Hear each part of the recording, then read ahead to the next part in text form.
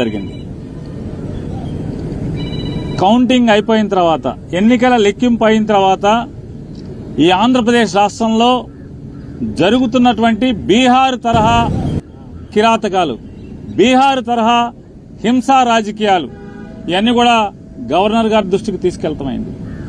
ఎన్నికలు ఒక పక్క జరుగుతుంటే, ఎన్నికలు సంపూర్ణంగా పూర్తవకుండానే మధ్యాహ్నం నుంచి తెలుగుదేశం పార్టీ గూండాలు ఏ రకంగా ఇళ్లపై దాడులు చేయటం, ఇళ్లు తగలబెడతాం, ఇంట్లో ఫర్నిచర్ ధ్వంసం చేయటం, మనుషుల్ని కిరాతకంగా కొడతాం, ఇళ్లలోకి వెళ్లి ఆడవాళ్లని హింసించటం, కార్లు ధ్వంసం చేయటం, కార్లు తగలబెడతాం, ఆస్తులు నాశనం చేయటం, భయభ్రాంతులకు గురి చేయటం.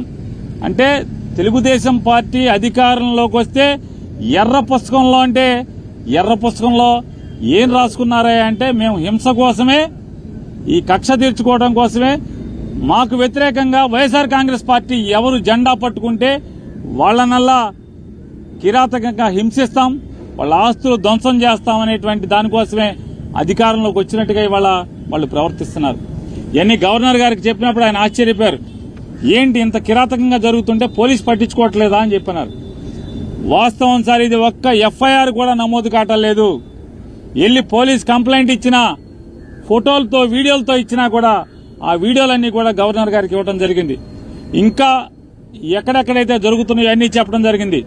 ఆఖరికి ఈరోజు మీతో మాట్లాడటానికి వచ్చే ముందు కూడా నూజివీడులో ఒక కౌన్సిలర్ని నడి బజారులో పట్టపగలు స్టాబింగ్ చేయడం జరిగింది. కత్తులతో వెంటపడి పొడవటం జరిగింది. పోలీసు సాక్ష్యంగా, పోలీసులు ఆ పక్కన ఉన్నా కూడా పోలీసుల ముందే స్టాబింగ్ చేసిన, కత్తులతో పొడిచినా కూడా పోలీసులు ఆపిన పరిస్థితి లేదు. కనీసం కేసు పెట్టినటువంటి ఇంతవరకు కూడా దాఖలాలు కాలేదంటే గవర్నర్ గారు ఆశ్చర్యపోయి, ఖచ్చితంగా నేను డీజీపీని పిలిపిస్తాను, ఇవన్నీ కూడా గట్టిగా విచారణ చేస్తాను మీరు అంటే మేము ఆయనకి వీడియోలతో సహా ఇవ్వడం జరిగింది, ఫోటోలతో సహా ఇవ్వడం జరిగింది. అవన్నీ కూడా ఆశ్చర్యపోయి అన్ని కూడా మేము ఫోన్లో కూడా కొన్ని చూపించాం, వీడియోలు ఎలా ఉన్నాయో. ఇంకా మా దగ్గర చాలా వీడియోలు ఉన్నాయండి అని చెప్తే అవన్నీ కూడా మా సెక్రటరీ గారికి పంపించండి, నేను చూస్తాను, వెంటనే యాక్షన్ తీసుకుంటాను. పోలీసుని గెలుపోవటంలు అనేవి సహజంగా ఉంటాయి, కానీ ఈ రకంగా కిరాతకం, ఈ రకంగా హింసా ప్రవృత్తి, ఈ రకంగా విధ్వంస ధోరణి అనేది చేస్తే ఇంక ప్రభుత్వం ఎలా ఉన్నట్టా లేనట్టా, ఇది డెమోక్రసీ కదా అని చెప్పి ఆయన చెప్పడం జరిగింది. ఆయన కూడా సోదాహరణంగా వివరించాం. ఇంకా ఎక్కడెక్కడ సంఘటనలు జరుగుతున్నాయో, ఎక్కడెక్కడ అన్ని వీడియోల్ని, ఫోటోల్ని అన్ని ప్రతిదీ కూడా ఆయనకి పంపిస్తామని చెప్పాం. ఖచ్చితంగా పంపించండి, నేను యాక్షన్ తీసుకుంటాను, కంట్రోల్ చేస్తానని చెప్పని చెప్పారు. అలాగే ఆంధ్ర రాష్ట్ర ప్రజలకు కూడా తెలియజేస్తున్నాం, గవర్నర్ గారికి ఏది చెప్పామో మీకు కూడా అదే చేస్తున్నాం.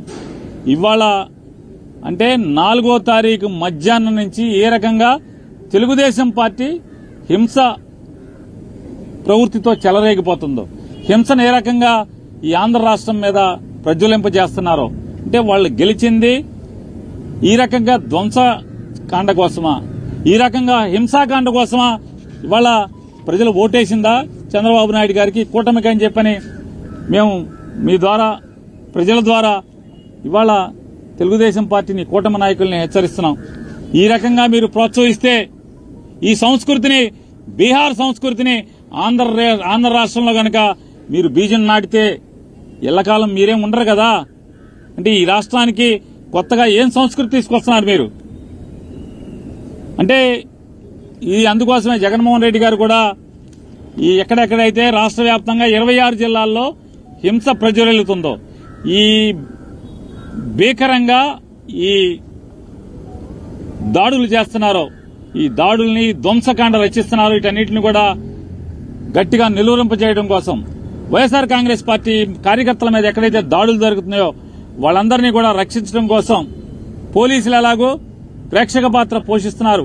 పైన చంద్రబాబు నాయుడు, కూటమి నాయకుల యొక్క ఒత్తిడి మేరకు పోలీసులు ఏ రకంగా నిర్వీర్యంగా చూస్తూ ఊరుకుంటున్నారో, తోలుబొమ్మల్లాగా చూస్తూ ఊరుకున్నారో, వీటన్నిటిని కూడా మేము కూడా మా కార్యకర్తలను కాపాడుకోవడం కోసం 26 జిల్లాల్లో మాజీ మంత్రులతో, ఎమ్మెల్యేలతో, ఎమ్మెల్సీలతో, వీళ్ళందరితో కూడా 26 జిల్లాల్లో కమిటీలు ఏర్పాటు చేయడం జరుగుతుంది.